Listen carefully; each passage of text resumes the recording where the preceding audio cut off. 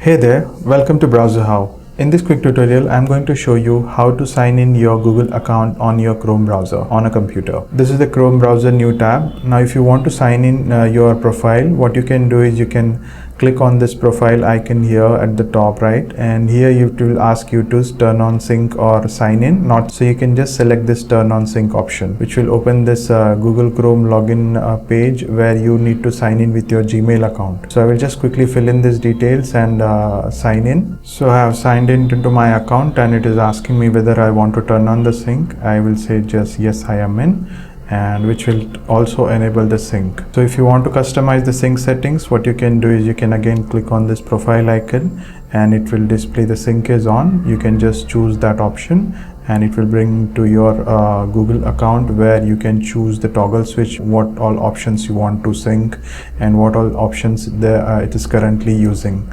So you can disable this other options, it's up to you. And for the sync, you can go to this manage what you can sync, and right now it's selected to sync everything. You can just switch to customize option and enable or disable these options or the features that you want to sync with other devices signed in with the same Google account. I hope you find this video helpful. Please hit the like button and subscribe if you haven't already. Thank you for watching. Cheers.